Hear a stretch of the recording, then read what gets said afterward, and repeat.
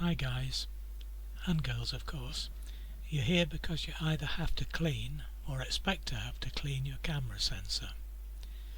Two things to note. One is that it's not all that difficult, and two is that you're unlikely to damage your sensor given a modicum of care. You can of course entrust the job to some pimply-faced youth in your local camera shop, but I prefer to trust myself.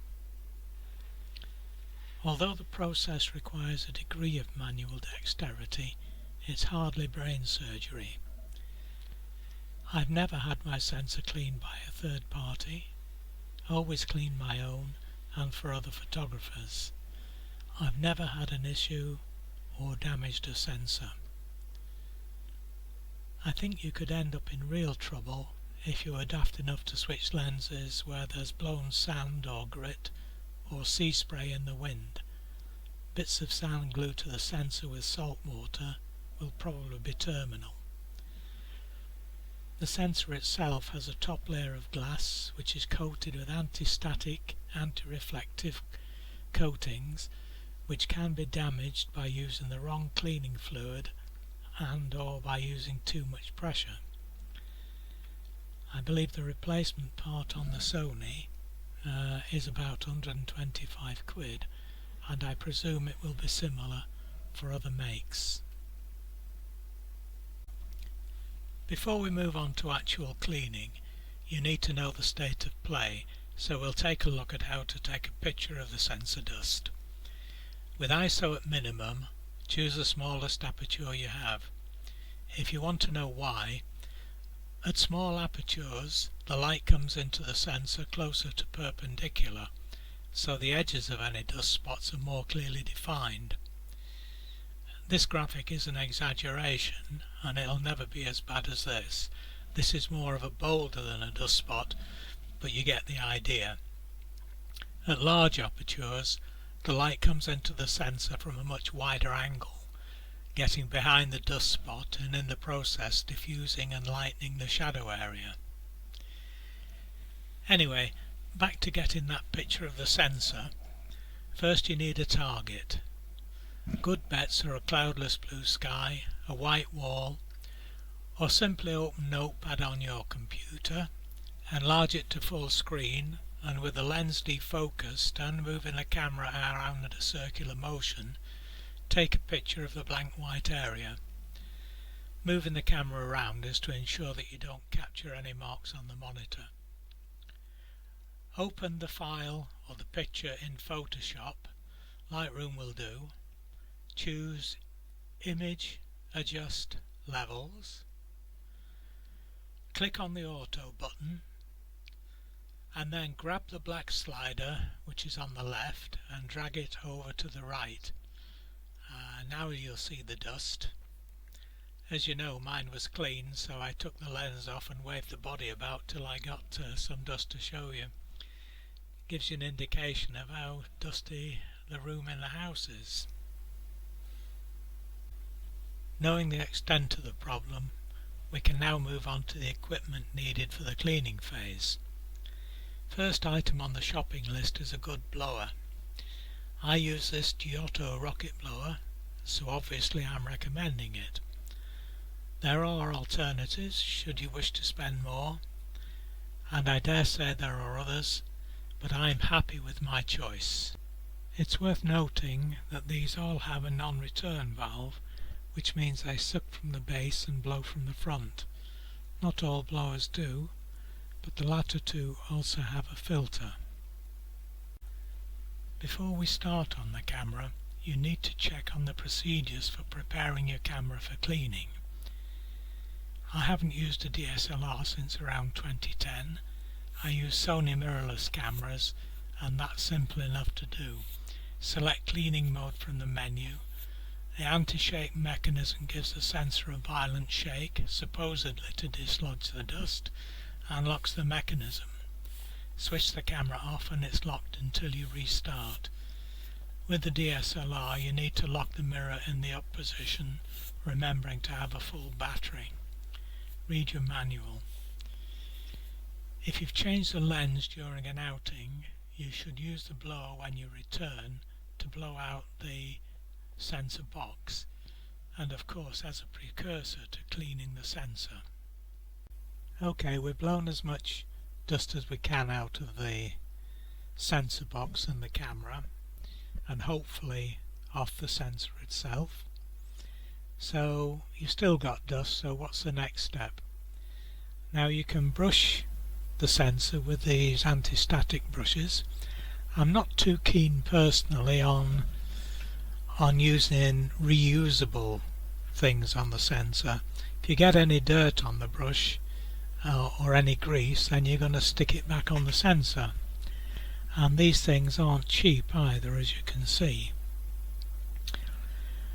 Here's another one. This uses sound. It's a sonic device to loosen the dust on the sensor, apparently. You can buy loop kits so you can look at your sensor. Don't know why you'd want to do that, but you can buy them if you want. There's these gel sticks which are sticky. You dab them on the sensor and pull off the dust.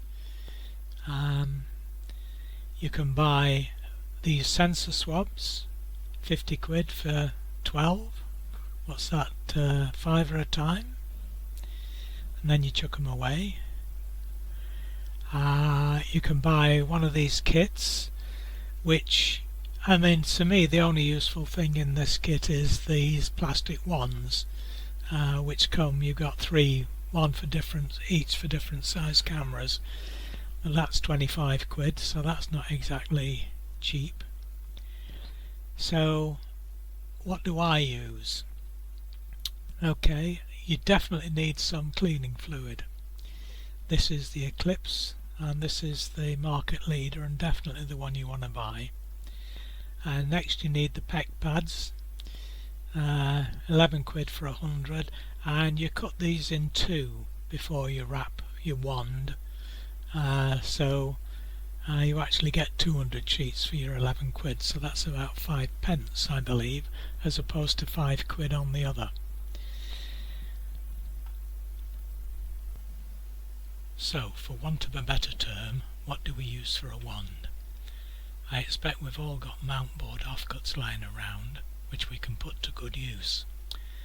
I've cut this one to about 150mm long, not critical, and made the tip 18 to 20mm across, which I feel is about right for the width of a full frame sensor.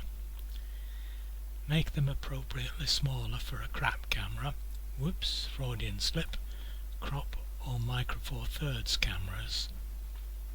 Okay, so now to apply the PEC pad, or the half a PEC pad that you prepared earlier, and we need to wrap it round the wand like this.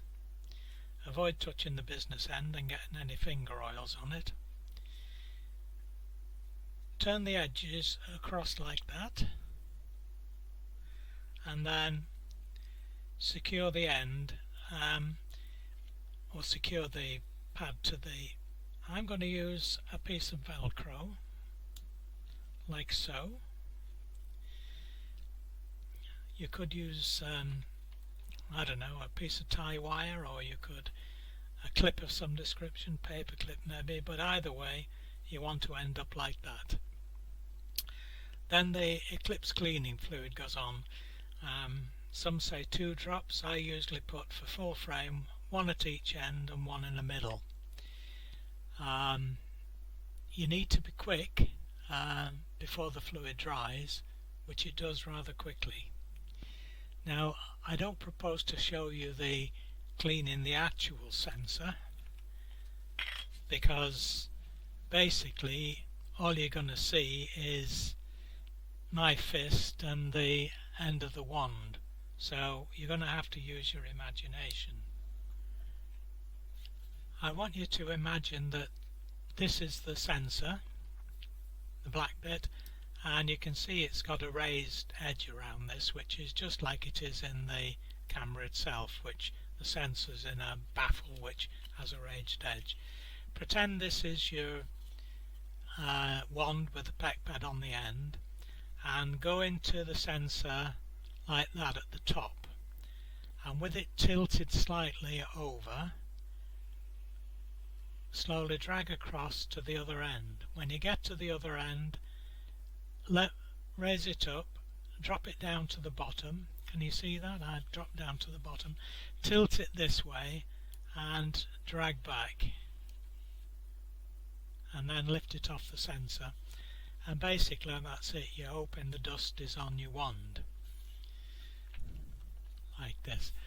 Now obviously you're going to discard this piece of PEC pad because it's got dust on it, and Bob's your uncle.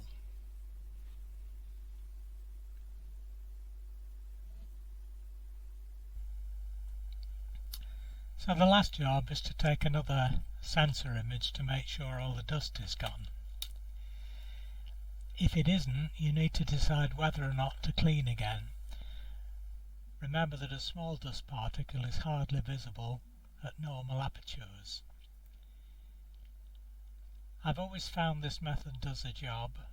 I never felt the need to invest in those fancy alternatives I showed you earlier.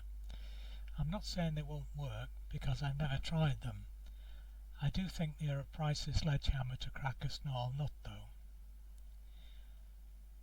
Good luck and happy snapping, folks.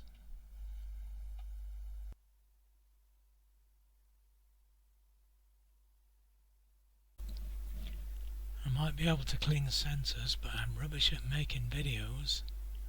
Could definitely do with a sexy blonde to do the voiceover as well.